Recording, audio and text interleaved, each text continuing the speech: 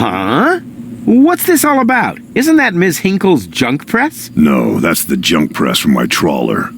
You need to help me fix it. Yeah, but it looks exactly like Ms. Hinkle's junk press from the tutorial in Part 1. So what? Who's going to notice? Those who played Part 1 don't even need a tutorial. Yeah, but I bet they're gonna play it through anyway, because they just can't get enough of me. Count me out. I'm definitely not gonna suffer through this whole tutorial thing again. I mean, it was stupid enough the first time around. Ah, come on. Little repetition can't hurt. Then how do you explain this blister? That is where I burned myself when I repeatedly put my hand on a hot stove. You never learn, do you? Au contraire, I have a nearly photographic memory. Do you now? So, do you remember how to use the interface in order to talk to someone? Yes, of course. Go ahead. Talk to me. Just point the cursor at me and left click as soon as the speech balloon icon appears. No prompting! Ah, you're still there, and rightly so. So the first part of Deponia is finished, and as you're proud owners of the Complete Journey Box Edition, nobody would blame you for gaming right on. Accordingly, the commentary will also roll on, but there's not much to comment on in this room. The tutorial hasn't changed that much since part 1, you know. There are, of course, some new lines, but we recycled most of them. Find out and write me a mail.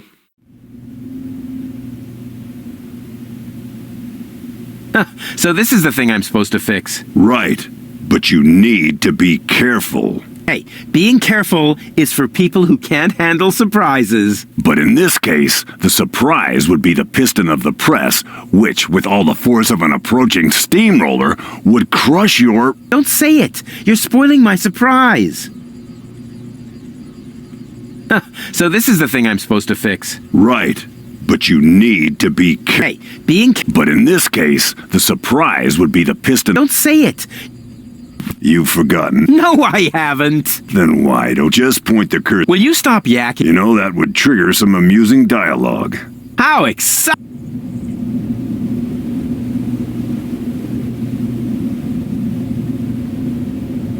That's Bozo. I am not a pirate.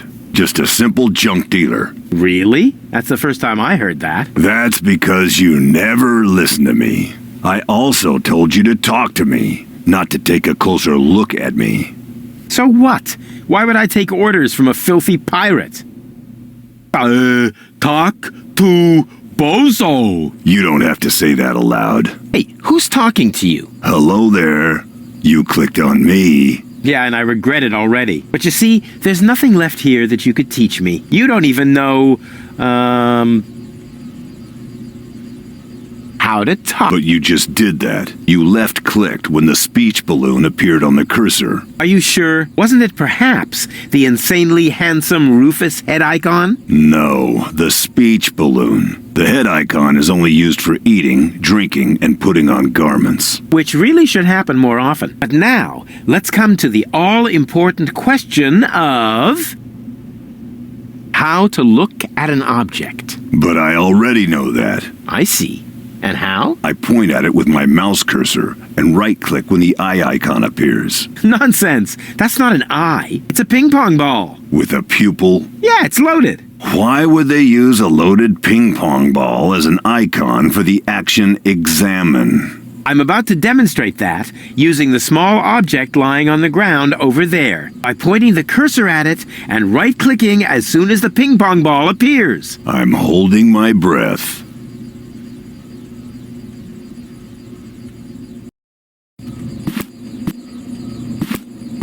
What's that? It's the reactor lead head. But it was a cathode plunger in the last game. It's the lead head, believe me.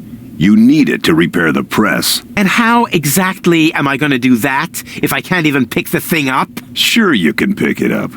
Just point at it with the mouse to make the hand icon appear. Then left-click to pick it up.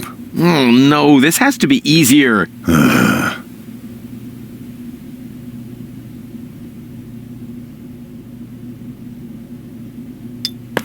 Huh? Where'd it go? You put it in your inventory. You know, where all your items go. You pick the thing up. Now use the mouse wheel to open the inventory. Hey, there it is. Exactly. Now, this is your inventory. I knew that. Here you can view all the stuff you're lugging around. You remember how to do that, don't you? What am I supposed to do with this? Looks like a broken spare part. Well, then watch me fix it. And? Any luck combining them? I'm working on it. Click on one of the two items with the hand icon to attach it to your mouse pointer. Then click on the other item to combine them. I was just about to do that. And? Click on... Then... I was just...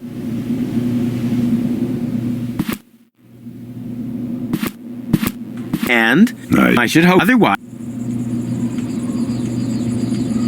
How to... You... And? I should hope otherwise. How to use... So far, I've always clicked them with the hand icon. That enables me to combine them with other... Well, yeah, but the much cooler secret...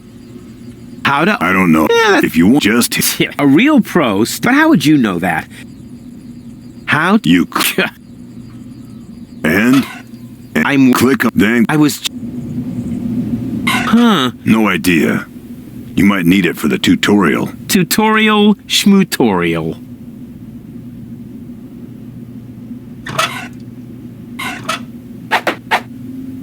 Look here, bozo. I fixed the part. I won't believe that until I see it in operation. I know. My handyman skills are really incredible.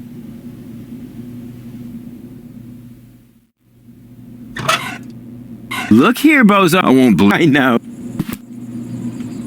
When you're ready, you need to... No prompting. Whatever. When you're... No. Right. But in this case... Don't... When you're... No. When you're... No.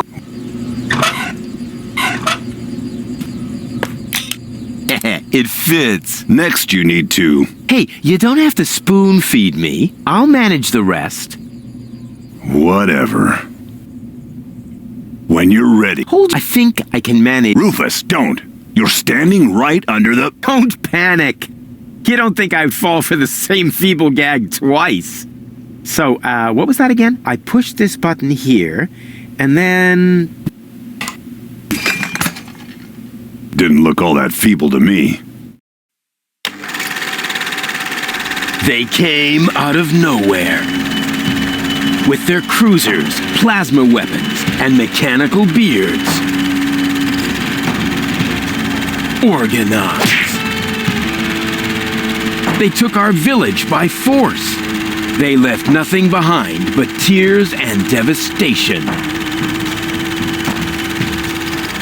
They were looking for gold and Elysium, the girl that fell from the sky. And only one person was prepared to save her. He woke her up, contacted her fiancé, and took her to the lower Ascension Station, only to learn the shocking truth once he got there. Cletus, Gold's fiancé, wasn't acting out of love. He had an agreement with Ulysses, the mysterious leader of the Organon, and Argus, his right hand. They needed the Ascension codes, hidden away in Gold's brain implant, and they wanted to erase her memory. They wanted to make sure no Elysian would ever know that our world is inhabited. For their goal was terrible beyond imagination. They wanted to blow up our world.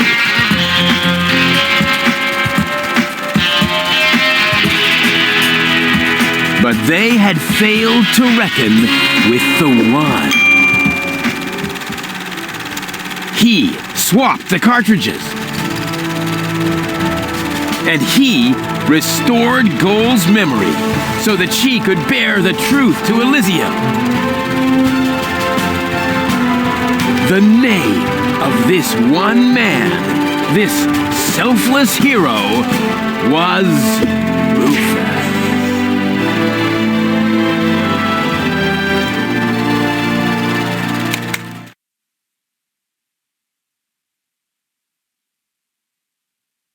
Dun dun dun dun dun dun dun dun. Bop, bop, bop. That wasn't the whole story, was it? That was the first part. I think it's going to be a trilogy. Sounds a bit unbelievable. Yeah, unbelievably cool. But if it really all happened like that, shouldn't I be on my way to Elysium with Cletus? So what are you doing here? Where is Cletus? Why am I unable to remember any of this? And forgive me for asking, but why is there a burning saw blade stuck in the side of the ship? Oh, that. Oh, well, I was about to get to that part. So listen up. Da da da da da da da da da da dun dun dun dun.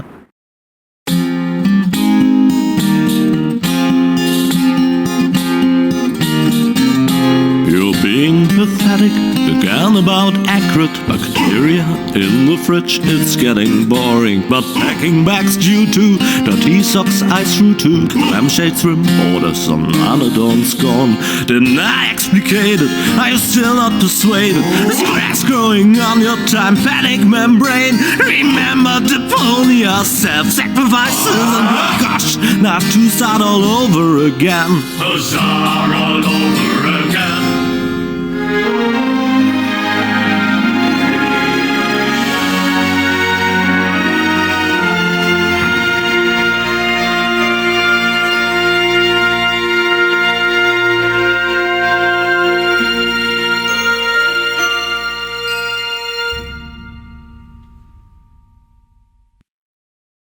Trash. Trash. And more trash. Isn't it adorable? Yeah, sure. Hard to imagine I ever wanted to leave here. Ah, Rufus. This is the lad I was telling you about. What? Him? From what you told me, I had imagined a smart young man, not a filthy bum. There's more to him than meets the eye. When I first met him, Rufus was still a... How shall I put this? Just say it. I was a self-indulgent slob, but I'm steadily improving. That's right. Right now, for example, he is helping Bozo to get the trawler shipshape. So I am. I was going to ask you whether I can borrow your hammer. No problem. You can take it from my toolbox over there. Thanks, Doc. You're the best. I still don't know, really. Something just doesn't seem right about that boy. But Grandma Utz, whatever are you talking about?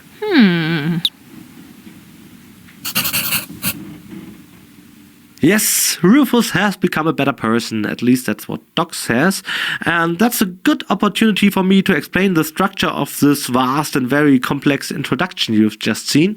Well, it's not that long, but it's still packed with a lot of stuff, as you've just seen. It's a brilliant intro with brilliant actors, and of course, that wasn't the original Rufus under the mask, but, and you would never have guessed that, it's our truly Stefan Boos. He's our current studio manager, at least that's what his business card says, and Daedelic's former human resource guy. He's one of the finest in our crew and has the most hilarious ideas. He also wrote a master thesis about full motion video adventures, or frankly, the use of videos in adventure games. And that makes him a kindred spirit, as he wrote about many things that were riding my back as well for a long time.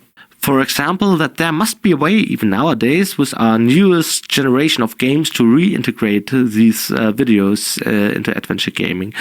They are already fully established, but right now they have some kind of C or D movie status and are rarely done professionally, due to limited budgets mostly, but there must be some way to literally get them back into the game.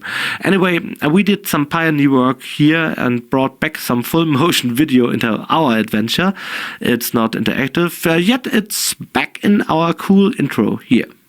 All hail, by the way, to my chief scripter of the Deponia trilogy, Simon Nguyen, who wrote the storyboard for this lunatic trip to a narratively and visually different world. He even did the cutting and spent time tinkering on a Deponia prop, which he happily blasted into pieces in the backyard of the Delic company afterwards. By the way, if you haven't got a picture of Simon in your head or otherwise, I would recommend YouTube, where you will find our developers video for one of the Deponia parts. Can't remember right now which one that was. Anyway, you can see us there on the junkyard, and I bet you will recognize most of the team. You will see artists, various scripters like Alex the Little Russian, who's also credited as the Russian, and finally get some FaceTime in this video, and Ede Wolf, the Wolfman, or our project manager Tom Karsten. They're described as Tomcat. All of them helped me and Karsten to crash and trash that car, and of course Simon, also sporting an alias as the Mexican, since there was no other fake beard at hand for him when we shot the video. Just take a look.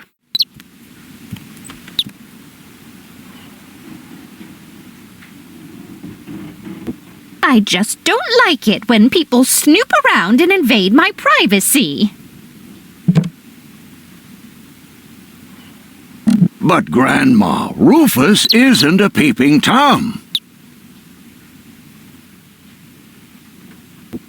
May I interrupt for a moment? Of course. Did you find the hammer? Well, not exactly. It's in my tool chest. You're welcome to take it, as long as you promise not to wreak havoc. Not me. May I interrupt? Of course. Did you? Well, it's your well as long. Not.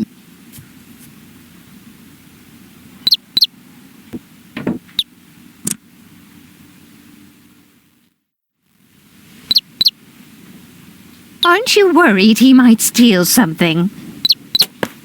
I trust him completely. Didn't you tell me that he suffers from an exaggerated opinion of himself?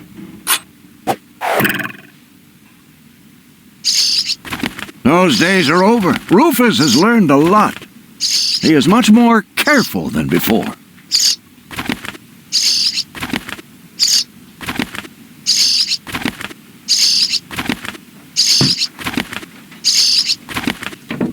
I hope your young friend doesn't get too close to my John Thomas. The poor thing is so small and fragile.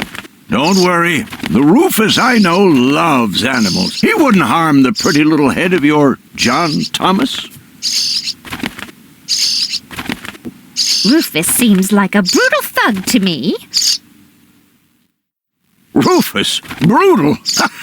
Never.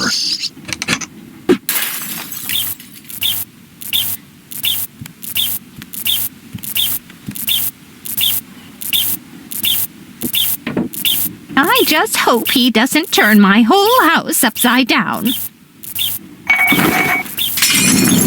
He's just getting a hammer. How much damage could he possibly do?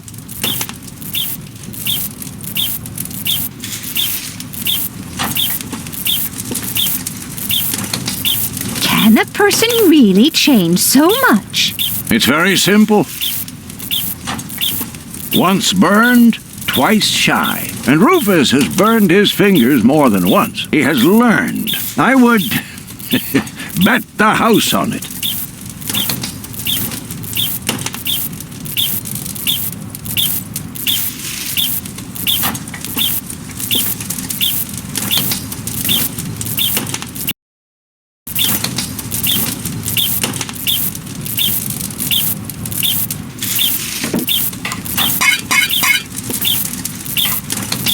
Did he even wash his hands? Of course he did. Rufus is very clean. That's good. I have a very limited supply of water.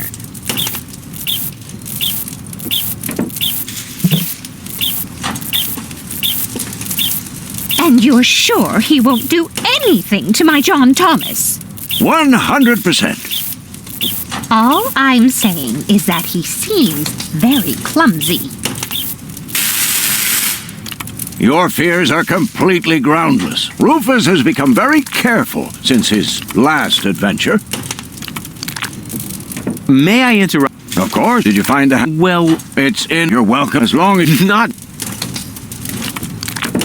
And if he has to use the toilet, then he can do that on the trawler. Of course, Grandma. It's just that I have hardly any water left. He's just getting a hammer.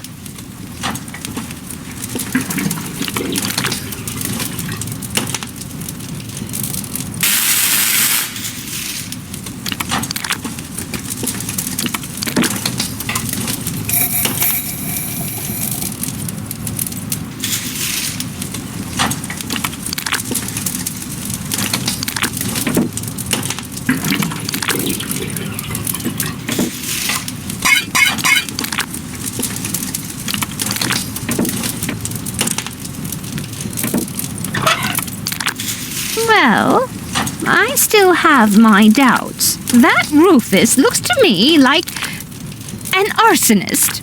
You know what they say? No doubt burns so hot that it can't be extinguished with a wet tablecloth. But my tablecloth is as dry as a bone. He would set the whole place on fire in the blink of an eye. Oh, Grandma, that's just a saying. No one here is going to set anything on fire. Will you promise me that he won't try to knock me out with a blunt instrument to steal my things?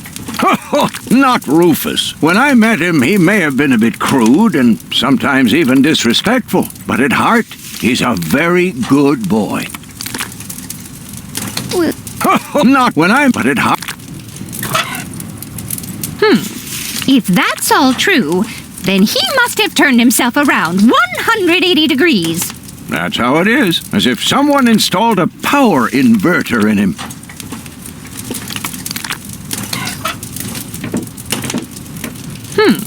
If That's how it is. As if someone... And he shouldn't give John Thomas too much to drink under any circumstances.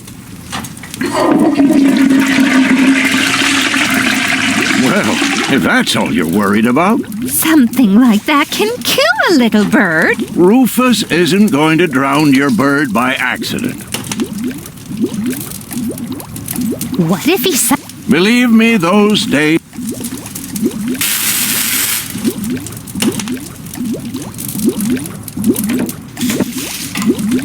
He would ask before he used my water supply, wouldn't he?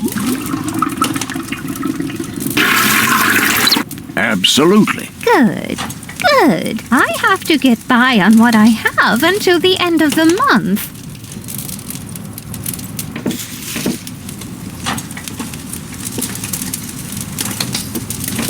Perhaps I'm worrying unnecessarily. After all, John Thomas is very good at self-defense.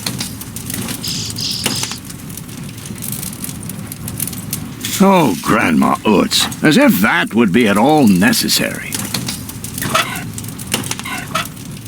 You almost... But there is one. He had better not clog my garbage disposal. The blades are so sharp. Things are always getting caught in there. Oh, Grandma, you worry about the silliest things.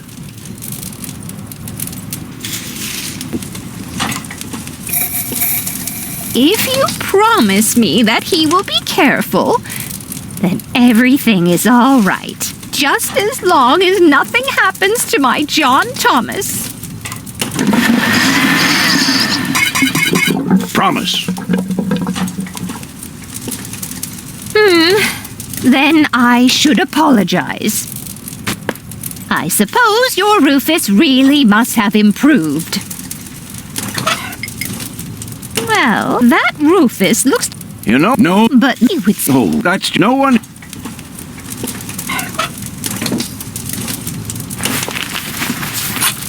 Well, what do you know? Here it is. Have you found it at last? Yeah, sure. It certainly took you long enough. I hope you didn't leave a mess. Me? No way. But enough chit-chat. Bozo's waiting. Just relax, Rufus. It's not like anything's on fire. Yeah, exactly. Exactly.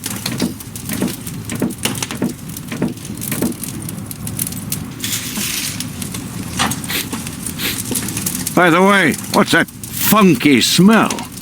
Rufus, have you gone completely off the deep end? You almost set Grandma Utz's heart on fire. All for a good cause. You committing suicide? No, I'm traveling to Elysium. But Rufus, we've been through all that. I thought you would finally become reasonable. Become reasonable? I am reasonable. And that's exactly why my plan is gonna work this time. What plan are you talking about? Well, what does it look like? It looks like a madman's attempt to refute the principle of action and reaction. Close enough. Goodness gracious me. As soon as I step on these bellows, the cork will hit the 3 targets one by one. In a spectacular chain reaction, this will cause the rockets to be lit and the safety rope to be cut. I have calculated everything. Just watch and learn. Oh, and keep away from the falling blade if you want to hold on to your fingers.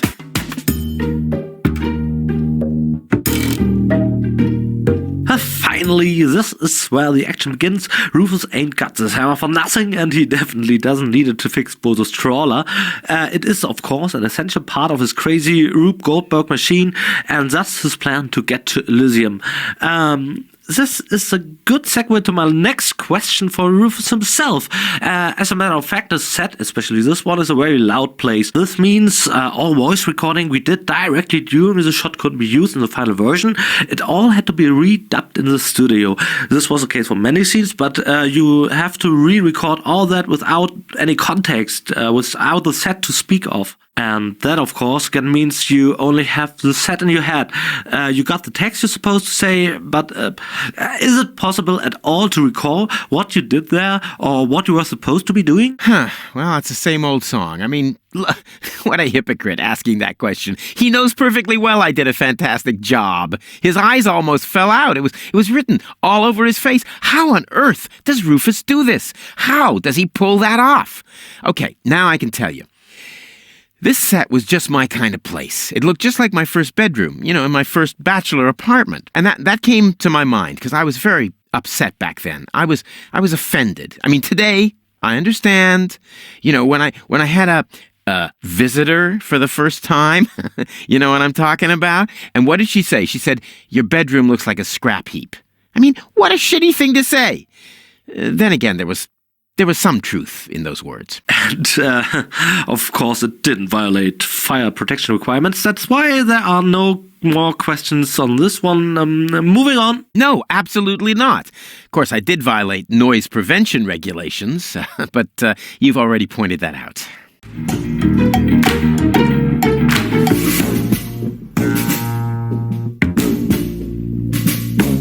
Elysium, here I come. Watch your fingers, Doc. As soon as the cork hits the 3rd target, the scale will trigger the guillotine. It would be insane to believe that will work, but it would be even more insane to assume I would be safe here. An apology is about to be due. You'll see. I will go to Elysium. Stop it, Rufus. The only thing you will achieve is a spectacular suicide. Don't panic. I've calculated everything.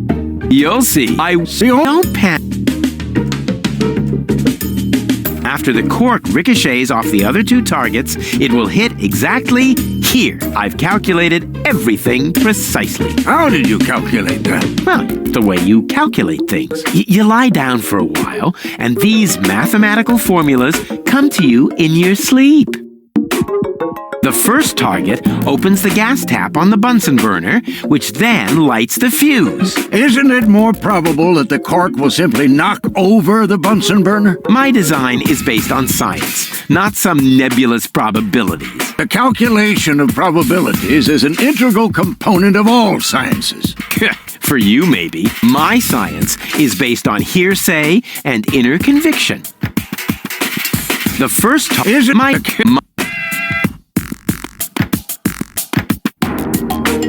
Second, the cork will ricochet off this pan. I seriously doubt that. On what do you base this assumption? Well, I drew a target on it, didn't I? Oh, heavens. Light the fireworks as soon as the saw blade is in the air. Then, they will create enough spin to catapult me directly to Elysium. At the halfway point, eagles will start to fly alongside me if my sketch is correct. The cork is in place and precisely oriented. Well, approximately precisely. Take a good look. Rufus, no!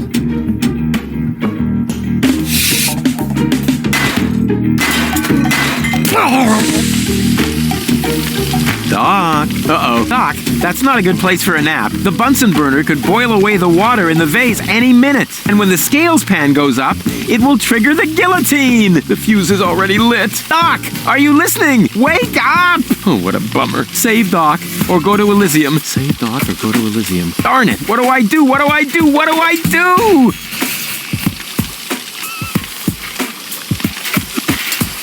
Actually, it should have held. I think I can reach it. Oh, not quite. Must be because of the wind.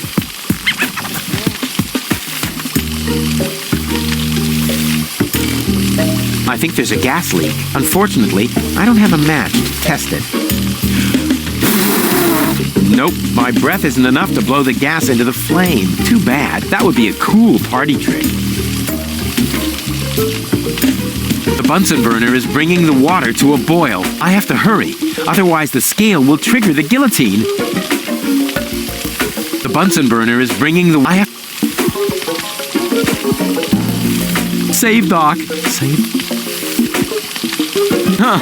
Doc really picked a great... I have to find some way to get him away. Huh. I have... Doc, wait! Oh, what a...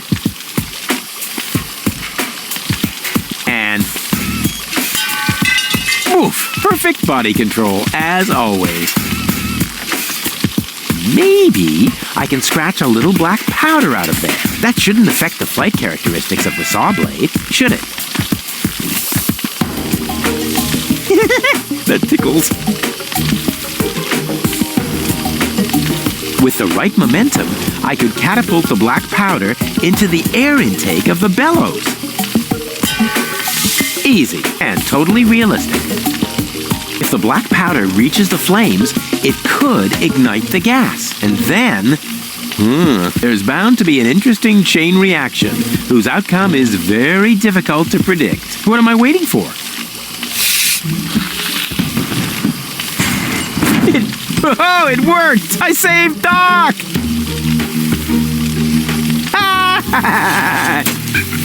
Whoa!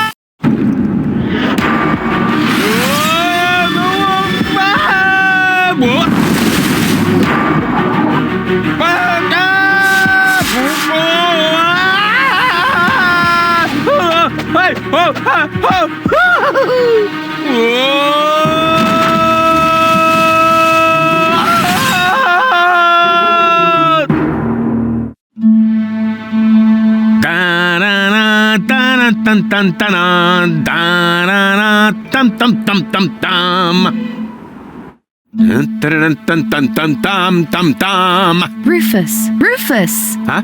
What? You haven't answered my question. How did you get here? I just don't understand. That's because there is nothing to understand. The whole story is nothing but one big filthy lie. Almost as filthy as Rufus, but not quite. Cletus? Of course it's Cletus. Why would that surprise you? I am not the one who barged in here uninvited. I have come to save my planet. Well done, moron. Goal and I had reached an agreement. I was trying to keep the existence of the Deponians a secret from the Council of Elders so that Deponia could be exploded, but Goal convinced me to tell the truth. We were just about to save Deponia. The escape pod was taking us to Elysium. We're not going to make it to Elysium, and the Council of Elders will never learn about the Deponians. Bravo, Rufus. That was a stroke of genius. Don't listen to him, Goal. He's lying through his teeth. I don't know. His version does sound pretty convincing. Now, remember, he's lied to you before. The Goal that I know would never have let him get away with it. The part that is naive and idealistic. The Goal that I know is a fighter who will stand up for what she believes in. But there is a third part as well. And that part sides with me. Isn't that true, Goal? There is no third part. You tell him, Goal. I just don't know. I can't remember a thing. Of course you can't. Thanks to this Fleabag's brilliant intervention, your brain implant has been damaged. It's a habit of his. I'll fix it. Don't worry. You still don't get it, do you? We have no use for you here. If you really want to help Goal, then jump. We're directly over the ocean. With a little luck, you may even survive the fall. No, this isn't right. Oh, come on. Do what is best for Goal. Yes, while the introduction to the first part was really complex and you had to assess solutions, content and characters all by yourself, the second part starts out much more fast-paced. I'll boost tension once more in the third installment, but the ultimate climax in terms of drama versus depth happens here, where the player's hands are bound. Cletus has you at gunpoint, Rufus' back is to the wall, and he's left with no other choice but to press the button. However, I wanted at least some interaction here, and I'm glad I followed through with that idea. It's just so gloriously silly, but also equally rewarding to show the medium computer game in all of its storytelling beauty. And that happens by showing the tag that actually tells us what happens if we press a button. Unfortunately, there's some dust on it when Rufus tries to make sense of the icon. Looks like an ejection seat, but at the closer glance, well, there's some more dust on it. It gets blown off the icon and now looks vastly different. So for all players who almost did miss that, take a closer look at that icon.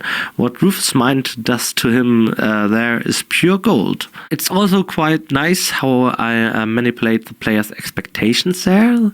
They come crashing down after promising build-up, and all that with only 2 objects. I hope it still works now that I've spoiled it. Probably not, so I just ruined the punchline. Whatever. I won't let that underhanded traitor take Goal to Elysium. Oh, come on. Do what is best for Goal. Oh, come. That looks like an ejector seat. Huh. There's still dust on the label. A shrink ray. That's even better than an ejector seat. Wait. There's more dust. Awesome. A bear. That's my favorite so far. Huh, must be the ejector seat after all. And again, if I'm interpreting the label correctly, then this button activates the shrink ray. I'm what's best for Goal. No, don't! Ha! Nothing. Why? I wonder if... Uh-oh! Woo! No, Goal! You idiot! Goal! No! You blasted idiot! Cletus, help me! Hang on! Don't panic! I'll come and get you! Somehow! Do you finally realize the damage you're doing? Cletus! Don't panic! I'll get you! Why don't I do everyone a favor and kill you right here? I'm coming, Goal! Hang in there! Where do you think you're going? I'm on my way! Watch out! The rope's going to break at any moment! What are you doing? Did you really think you could get away like that? Say bye-bye, Rufus. Cletus, no! Cletus!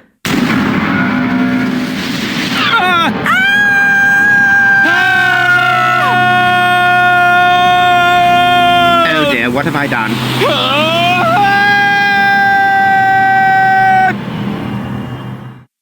I still can't believe he really did that. No need to worry, really. He's just like a wombat. He often falls, but he always lands on all the others. I know. What is that noise? What the? Goal? Don't be silly. If that were goal, the next we could expect. Rufus? Rufus. Ouch.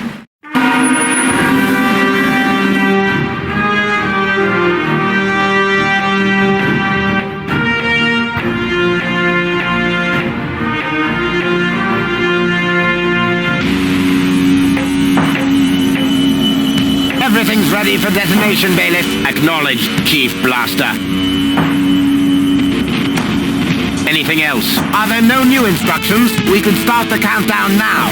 I appreciate your eagerness, but this is not a training maneuver. This is about destroying the zone around the Rust Red Sea before we blow up the entire planet. I see, Bailiff. Stop interrupting me. I know very well what is at stake here. Do you think I wasn't aware of all the implications? It is true. Inspector Cletus has not yet reached Elysium. We can only guess what kept him, but as long as there is still hope that he will complete his task, we need not worry. Until then, I don't want to hear about any countdowns. Do you understand? Yes, I do, Bailiff. Cletus is going to succeed. He will convince the Council of Elders that there is no sentient life on Deponia. And, if he should fail, then we shall see to it that the planet is indeed uninhabited. Dismissed. I have too many worries of my own to deal with your moral misgivings, so get out! Out, I say! Yes, sir. Where the devil is Cletus?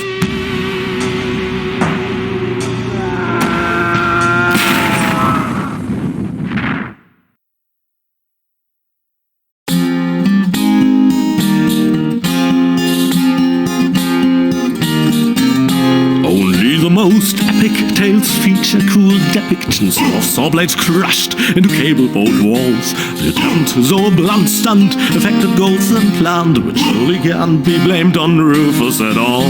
Reckoning up the sum, the best was yet to come. For the end of part 1 seemed a little too coarse, and to a memory will send him to attend a second chance for a decent happy ending, a grand fling with dancing and booze and so forth. A star with booze and so forth.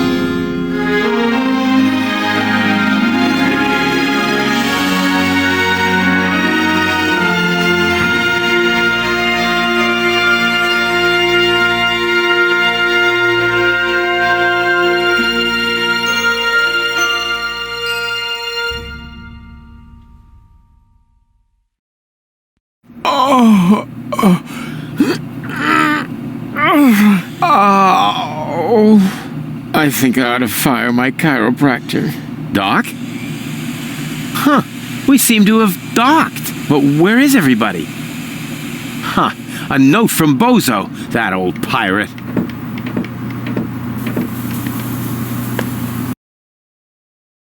Good morning, lazy bones. Doc took Gold to his office.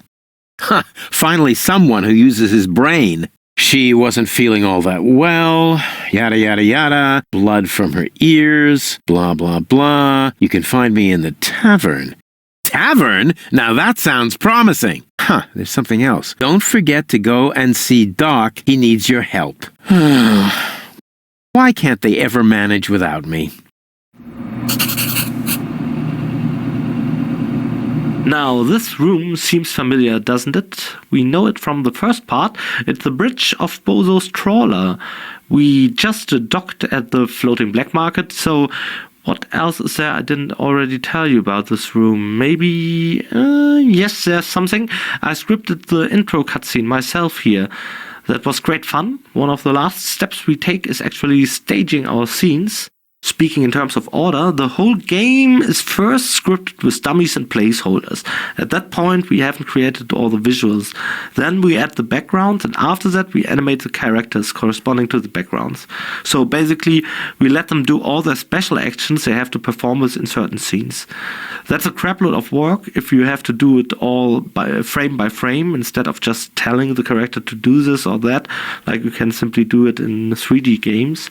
Yeah, it's probably not that simple, but in 2D, very few things are recyclable if they are tailored towards certain backgrounds.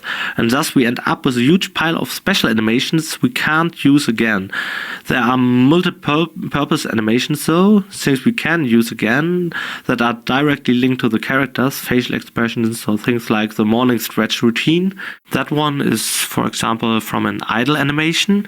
We can reuse that if the character is supposed to yawn and stretch, or when taking a look around in the sense of, oh, where have the others gone? We also have a solid pool of close-up animations by now. That's a good thing about a game you had to split in 3 parts. We pile up a lot of those standard animations and can actually animate without losing precious time or money we don't have to begin with. The related technique is something I grew really fond of. We have this close-up scene, for example, where Rufus reads that letter. This scene is a patchwork from other Rufus close-ups. I still take it on visually, cut them and fiddle in different facial expressions that were never meant for Rufus, yet still serve as backup animation pool. I enjoy this sort of tinkering. The true reward, however, came with Goodbye Deponia, since Rufus acquired a great pool of roughly 20 different emotions: pissed, bored, daring, vicious, evil, happy, silly, all kinds of stuff, really. The more animations we had, the more fun was this final touch, the pimping, the polishing, and staging.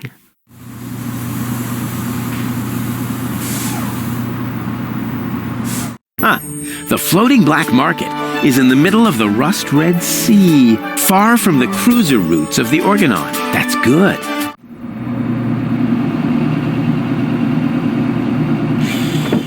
I would love to claim that I don't rummage around in trash, but who am I kidding? After all, this is Deponia. Ugh, slimy. Oh, that is disgusting. No, I've had it. I simply do not belong here. Wait! What's this? Hey, that's my old anchovy bait. It's still good. No, I don't have to do that. I'm better than those Deponian trash diggers. I have to.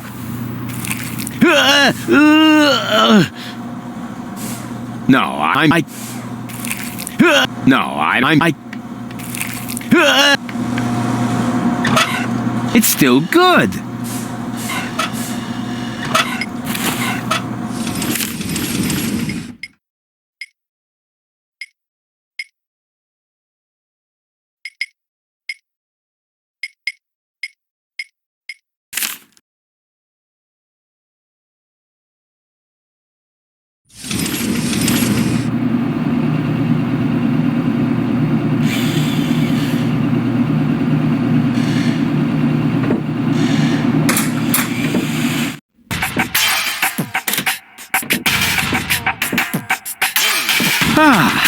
Nothing beats a fresh breeze from the sea.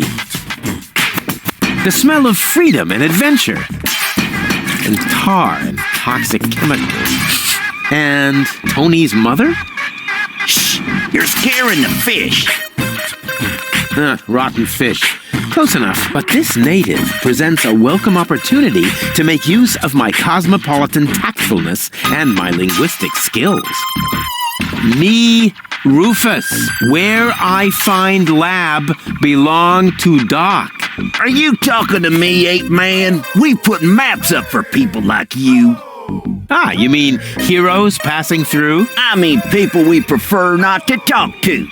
Hey, just so you know it, I have an excellent sense of direction.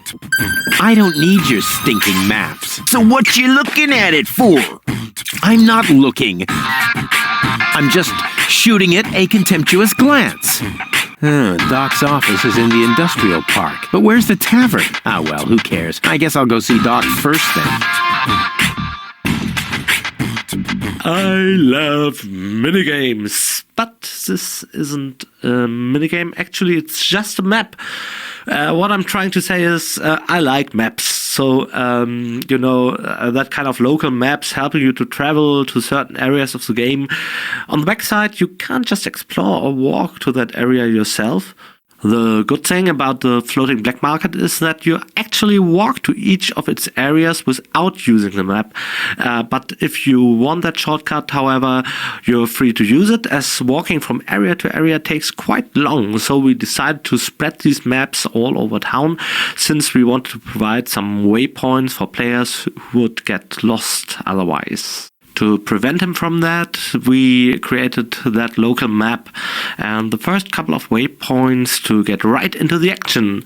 Explorers would get their share later on if they'd want to see all the connections between locations. It's in fact one of the last assets done for Chaos on Deponia, and I can't help but to say I like maps, and this overview of the floating black market is something I scribbled pretty early.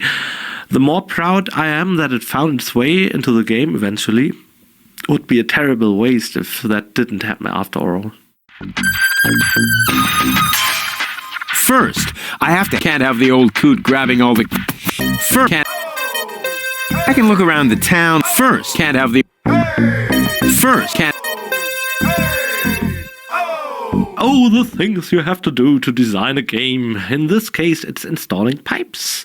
The pipe labyrinth over there will play an important role in the game's course. We had to redesign it a few times, but more on that later on. There's, you might have guessed it, yet another small corresponding minigame, and I like minigames. Above anything else, we installed pipes all over the level. Originally, it was supposed to be one of the most vicious puzzles, at least among those in Chapter 4. That's because it's a puzzle complex where you have to not only combine items, but also had to relate them to each other. Among other things, the differently colored pipes were part of that, and we had to lay them all through the level.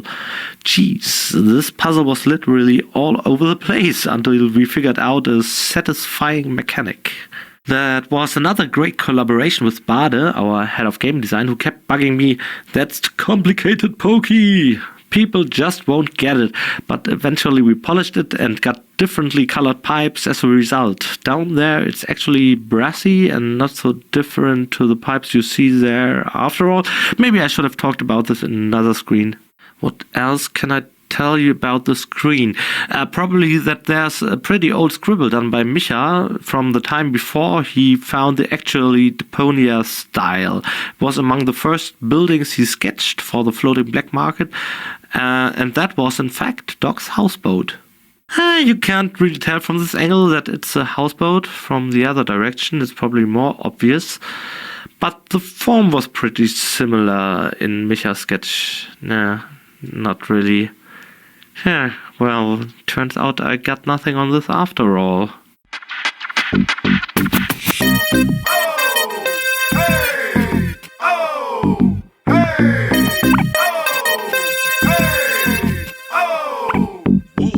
What an ugly nest. It must belong to an extremely ugly bird. First, can't...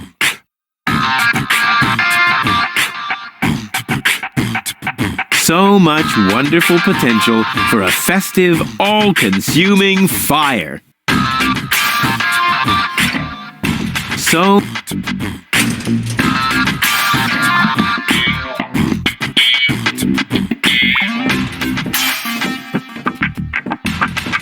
According to the delivery note, the crate contains a replacement airbag for the canal gondolas. Caution is required. The colorful ones like to bite back. Oh man, that was a lousy Easter.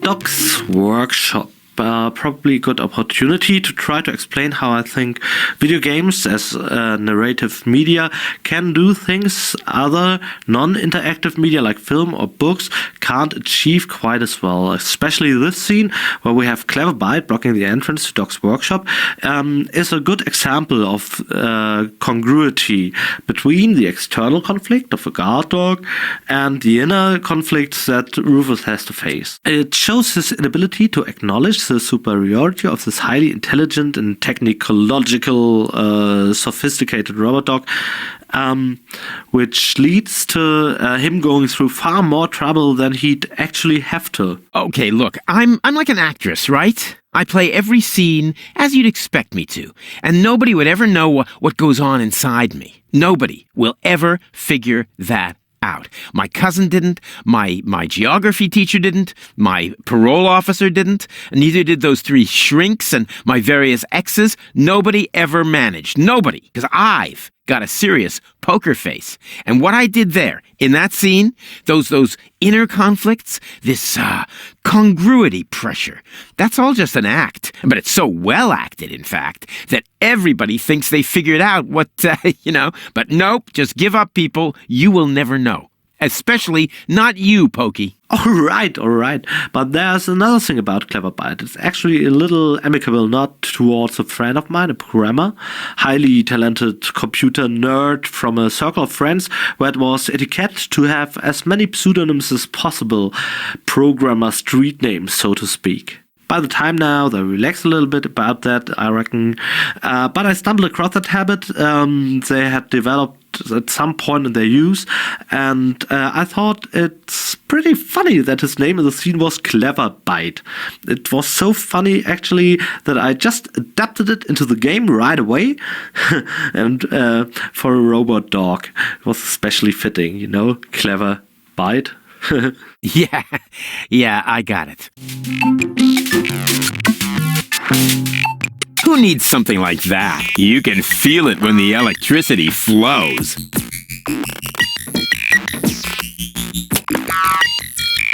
Even more potential for even more dramatic turns. White, of all things, the wet blanket among colors. There's a guard dog. Here's a stick. This task under-challenges my combination skills. I'll just trash the stupid mutt.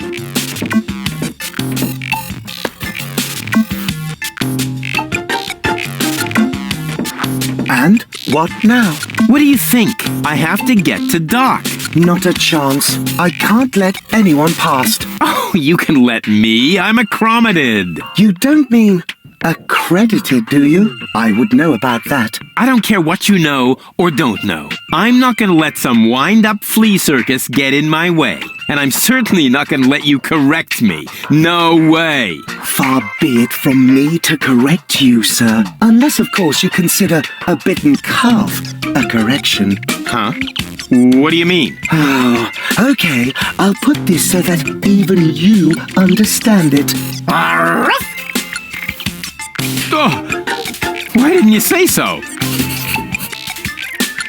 I'll show him who the superior species is around here. What a cute little doggy you are. I beg your pardon? My name is Cleverbite. I'm an autonomous, cybernetically highly developed service unit, programmed to perform complex security tasks. Cleverbite.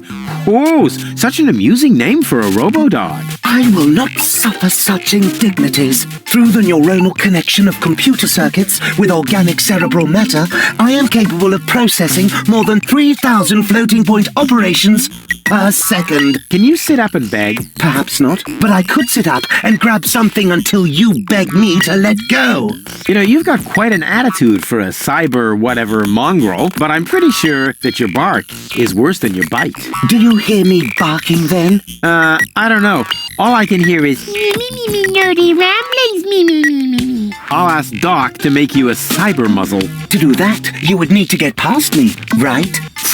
I'm not going to allow some stupid mutt to block my path. Actually, I'm a superior cybernetic.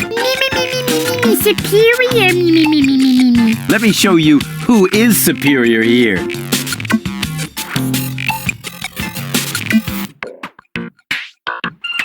Down. I am not sure I have comprehended your intention. That's because you're only a silly dog. It might help if you could talk in complete sentences. Let me through. I have to see Doc. Oh, but I can't do that. If I let you through, my designation as a watchdog would be completely compromised. And if you don't, you'll be completely compressed. I think you're forgetting who's the superior species here. Then why don't you simply show me?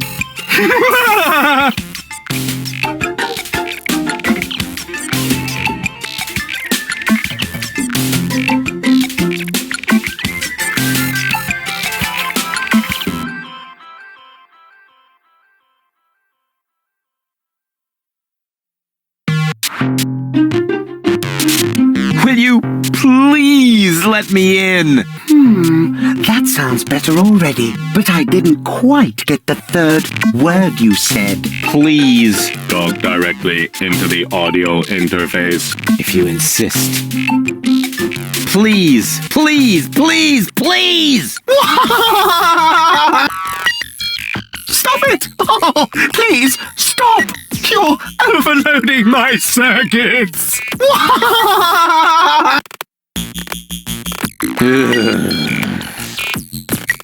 Who's a good robot dog? I need to think about that one. Your mother, perhaps? What? Oh, you rotten!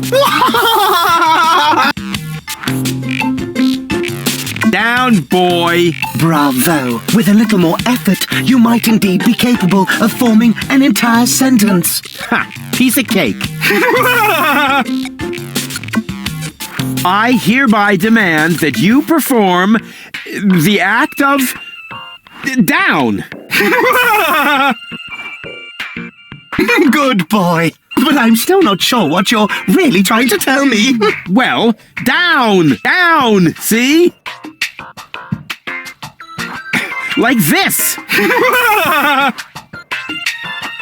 This guy cracks me up. Stupid mutt. What? You're giving up already? How disappointing. There's a guard. Here's a... I'll just... Hey, look what I've got.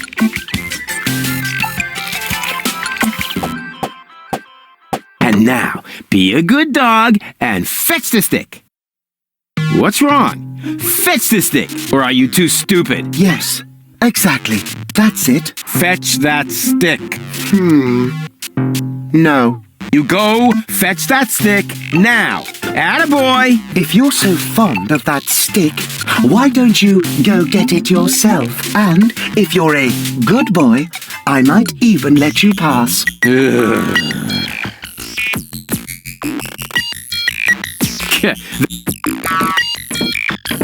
Go on. I just threw a stick, and you are a dog. So, what do dogs do in a case like this? I wait for you to make an even bigger fool of yourself? No, wrong. You fetch the stick. Or are you too stupid? Wait. I'll show you how it's done.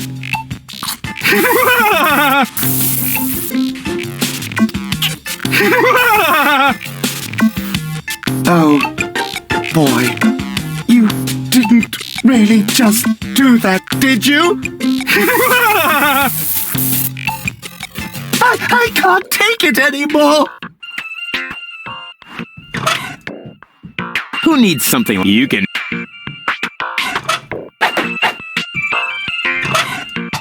There's a guard dog. Here's this. I'll just trap.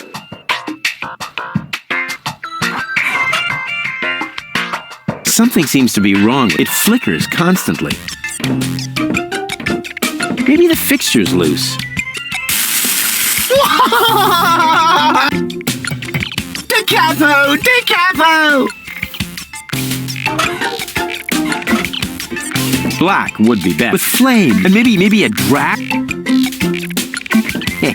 Exactly. That barking trash can may think he can shock me, but I'll show him what a shock... when the shock... I mean, what the shock... Oh, whatever. Some ingenious pun with shock. Shock. Because of the electric shock and so on. Oh, come on, Rufus. You don't need a punchline to be brilliant.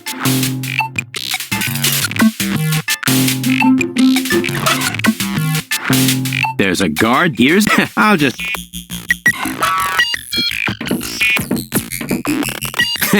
Now he's in for a nasty shock.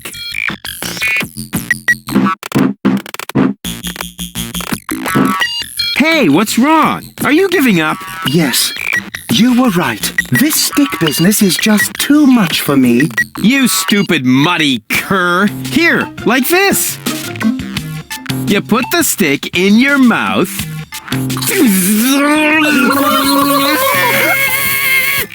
Oh boy, I can't take it anymore. Oh boy, oh boy, oh boy. Oh boy, oh boy, oh boy, oh boy, oh boy, oh boy, oh boy, oh boy, oh boy, oh boy, oh boy, oh boy, oh boy.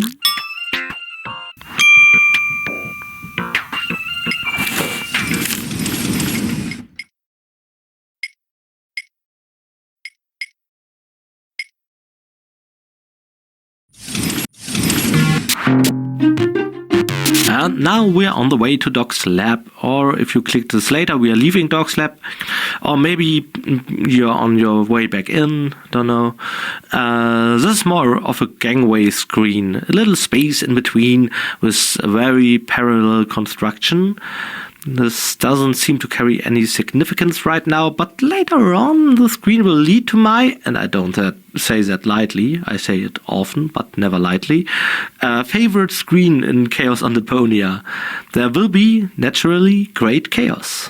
Rufus will be confronted with a very special person. I can't tell you right now, but the scene is gonna be brilliant. Oh, what's that smell? Must be self-praise. Let's get out of here, but enjoy that scene later on anyway. That is a techno flux inductor thingamy. I can spot one right off. Does it have juice? What is going on out there? Stop playing around with the equipment and come in. It's time for another brilliant maneuver, plus or minus 10 minutes. Not necessary. I've got all the time I need.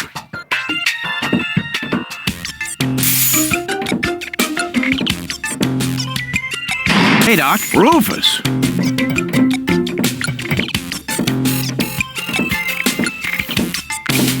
At last, Goal really almost bought it this time. But, as I can see, you have everything under control.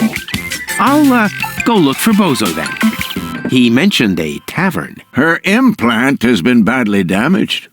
I need to operate right away. There is only one problem. The data cartridge is not going to survive the procedure. I take it that's a bad thing? Well, yes.